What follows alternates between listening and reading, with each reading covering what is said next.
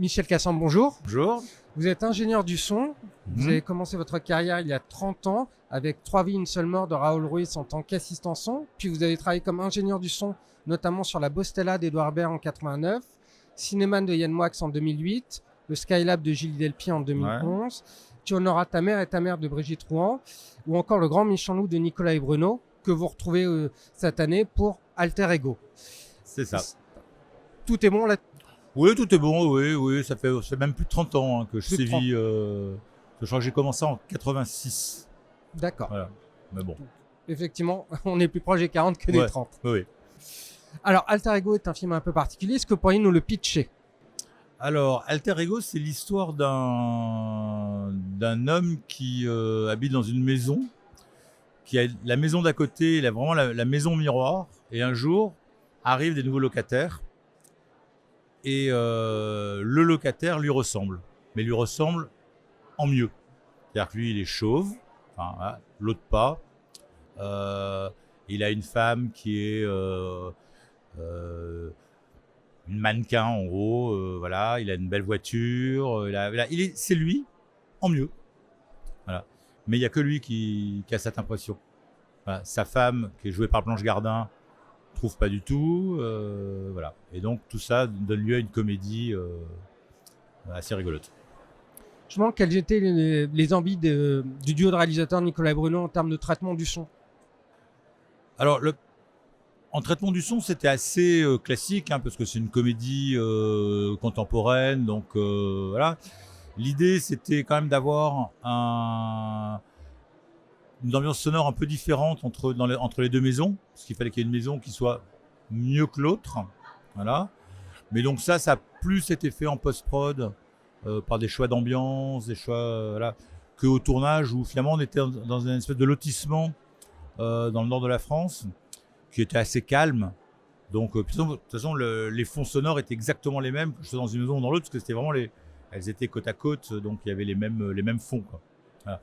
Là où c'était l'enjeu, c'était de faire jouer Laurent Lafitte avec lui-même. Voilà. Et c'est là où on s'est posé quelques questions. Quelles questions vous vous êtes posées? Bon, alors c'est un système de passe et double passe. Donc, c'est-à-dire que à l'image, on filme quand ils sont les deux dans l'image, on en filme un. Et puis ensuite, on le refilme dans l'autre sens et on coupe l'image en deux et on les assemble et ça fait l'image que le spectateur verra. Habituellement, on fait ça souvent avec... Il y a des gens d'image sur le plateau qui font le trucage vite fait en direct pour voir si ça marche. Là, c'est un film c'était un film en Annexe 3, donc peu d'argent. Et donc, on s'est dit qu'on allait se débrouiller et de le faire que au son. Donc, l'idée, c'est qu'on avait une doublure, qui est un comédien, qui jouait l'un des deux rôles. Et donc à la première passe, donc Laurent faisait soit Alex, soit Axel, qui sont les deux rôles qu'il joue, et la doublure faisait l'autre. Moi, j'enregistrais les deux, voilà. Une fois qu'on avait décidé de la prise la meilleure, le son partait. J'avais un deuxième assistant qui prenait le son, aller avec un ordinateur sur un logiciel et m'enlever la voix dont on n'avait pas besoin. Et je renvoyais la voix dans une oreillette, à ce moment-là, à Laurent Lafitte, quand il avait changé de rôle. Et la doublure ne parlait plus, donnait juste les regards. Voilà. Et donc Laurent jouait avec lui-même. Et la difficulté, en fait, était pour Laurent, pas pour moi. Parce que moi, enlever les répliques, c'est assez simple. Mais lui, il était absolument obligé de garder le rythme pour ne pas chevaucher ou chevaucher s'il en avait envie. Mais voilà, en tout cas, voilà. Et ça s'est fait très naturellement, très rapidement. Et voilà, on a fait tout le film comme ça. Et c'est assez drôle, quoi. Voilà. C'est un film qui commence comme une comédie un peu absurde. On est sur ce postulat un peu digne de la 4e dimension. Et petit à petit, ça devient de plus en plus inquiétant. Comment on arrive à instiller cette espèce de malaise qui va crescendo? Mais ça, moi, je crois que franchement, c'est du jeu. C'est du jeu et de la mise en scène. C'est-à-dire que au début, on est vraiment plus dans de la comédie pure, avec où on va se cacher derrière un fauteuil, on est un peu dans dans la comédie, quoi. Et plus on avance, la mise en scène devient plus policière, quoi. Un peu inquiétante, un peu parce que et puis ça devient absurde parce que le spectateur voit bien que les deux comédiens se ressemblent puisque c'est joué par la même personne, mais tous les autres pas. Et c'est là où ça crée une espèce de truc un peu bizarre, quoi, parce que ni Olga Kourlikova, qui est donc la femme de Axel, d'ailleurs je ne sais même plus qui est Axel, qui est Alex, ni Blanche Gardin, qui est la femme de l'autre, elle, tout va bien, quoi. C'est deux personnes différentes. Ouais. Voilà. Et on en arrive à cette scène qui est absolument hilarante, où il n'arrête pas de passer de l'un à l'autre, où il se bat même avec lui-même. Voilà, mais ça, c'est vraiment du jeu. Ça, c'est Laurent. Il y a aussi quelque chose sur le hors-champ, parce que c'est un personnage qui espionne, le personnage d'Alex espionne ses voisins, notamment avec une antenne et ses écouteurs. On a un peu l'impression que c'est aussi un peu une métaphore du métier d'ingénieur du son. Vous, en tant que professionnel du son, comment vous avez vu ce clin d'œil? Ah bah moi, il me fait rire parce que ça ramène à ce film avec Travolta dont j'ai oublié le nom. Blowout, non? Oui. C'est ça? Voilà.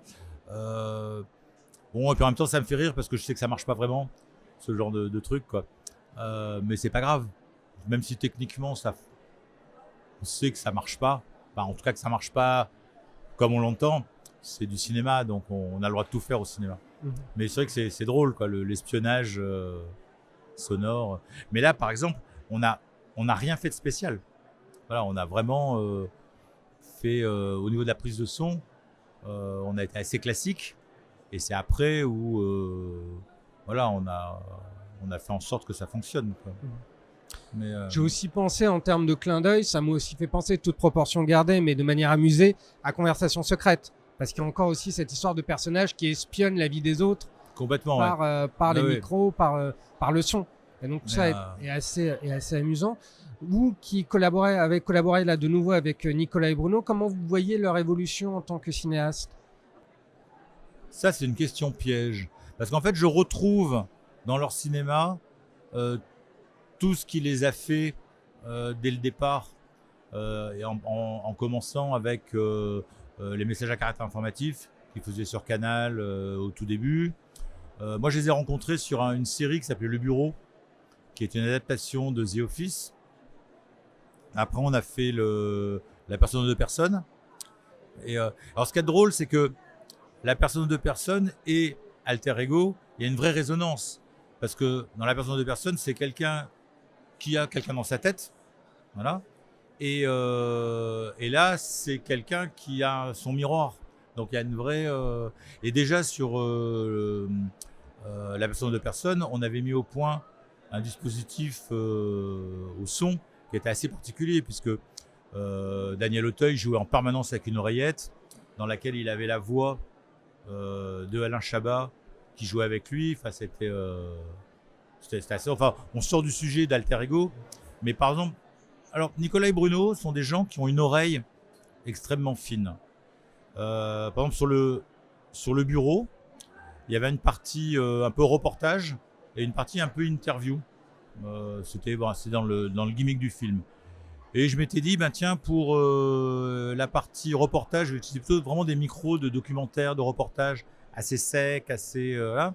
Et pour les parties interview, on va essayer de se rapprocher d'une voix un peu France Culture. Voilà. Donc voilà. Et donc je prends des micros très différents. Et le premier jour où on fait une séquence genre interview, alors je sais plus si c'est Nicolas ou si c'est Bruno, il me dit, je ne les avais pas prévenus, je ne leur ai pas dit que j'allais faire ça. Il me dit, t'as changé un truc? Je leur dis ouais. Il me dit, ah ouais, c'est pas mal. Voilà. Et donc c'est une des rares fois où un metteur en scène a une oreille pour me dire tiens, t'as changé de micro. Enfin, en tout cas, t'as changé un truc, la couleur du son est différente. Et voilà. Et ils sont très très attentifs à ça. Et c'est ce qui est assez agréable parce que ils vous mettent toujours dans des situations où on se dit ça va marcher, enfin, on espère que ça va marcher, et puis finalement ça marche quoi. Mais on est obligé de, voilà, moi j'ai fait beaucoup de choses avec eux que j'aurais pas fait sur un autre film quoi. Voilà, la personne de deux personnes, moi il m'avait parlé du film très en amont. Et bon, et donc il y a cette histoire de jeu avec quelqu'un dans la tête, quoi. C'est pas évident. Et je leur dis, la meilleure solution, c'est que le comédien qui va être dans la tête, donc il sera off, soit là pour qu'ils puissent jouer ensemble, parce que préenregistrer, ça fige les choses, si c'est pas là. Et j'ai dit, mais maintenant, allez expliquer à un producteur. En plus, il voulait une voix, parce que comme le comédien jouait que en off, il fallait quelqu'un dont la voix était reconnaissable. Et je leur dis, allez expliquer à un producteur de payer un comédien qu'on ne voit pas et qui va passer 9 semaines dans off, bon courage. Et il se trouve que le producteur, c'était Chabat, qu'il avait du temps parce qu'il était en préparation du Marsupilami, qu'il était à Paris, que ça l'amusait. Et donc, on a eu Chabat tous les jours sur le plateau. Vous voyez, voilà, ça c'est un peu le... Mais on s'est bien amusé là aussi, quoi. Mais c'était un truc assez... Voilà. Et là, pareil, là, on a fait... il voulait absolument, par exemple, sur Alter Ego, parce qu'il joue de la guitare, que les guitares soient en direct. Que ça soit pas du playback reposé derrière. Mais Laurent Lafitte joue pas de guitare. Donc on a enregistré les guitares avec un guitariste professionnel qui a fait exprès de ne pas jouer trop bien, voilà, et voire même de jouer mal, parce qu'à un moment c'est plus Axel, parce que là aussi il y en a un qui joue très bien les guitares, l'autre pas bien, voilà, et qu'on a rediffusé sur des haut-parleurs, et où par contre les comédiens eux chantaient en live. Donc en fait ce qu'on voit à l'image, enfin dans le film, c'est comme s'ils jouaient de la guitare. Voilà, c'est pas une guitare enregistrée en studio. D'ailleurs, on enregistre dans ma chambre d'hôtel là-bas. Enfin voilà, c'est toujours très bricolé, mais c'est ce qui donne c'est un peu leur style, quoi. Non, parce que quand je vous entends et on repense à Personne aux deux personnes et Alter Ego, j'ai l'impression qu'il y a aussi cette idée commune de représentation de l'espace mental par le son. C'est-à-dire que ce sont des personnages donc commencent aussi à douter de la santé mentale à un moment donné, et ça passe aussi par le son, parce qu'ils entendent. Est-ce que c'est quelque chose avec lequel vous êtes d'accord ? Ah oui, oui, complètement. Voilà. Mais de toute façon, la spécialité avant d'être metteur en scène de fiction et de long métrage, ce sont des gens qui jouent avec le son tout le temps. Enfin, c'est eux qui font sur le caractère informatif, ce sont leurs devoirs. Ils ont fait ce spectacle issu d'une bande dessinée qui s'appelle Zai Zai Zai, où ils sont en direct sur la scène, ils font toutes les voix, ils bruitent. Y a un musicien qui est là en permanence, et il joue avec ça. Voilà, c'est non, c'est vraiment leur truc. Voilà, ils sont très attentifs au timbre des voix, au grain des voix, et après, je sais qu'en montage son, ils sont aussi très attentifs aux sons qui sont choisis, à comment, voilà, non, ils sont très très présents, quoi. C'est pas Nicolas et Bruno, c'est pas on comprend le texte, on les entend, on est content, quoi. Il y a une vraie donc c'est très agréable de travailler avec eux. Et quelle a été votre implication dans le mixage ?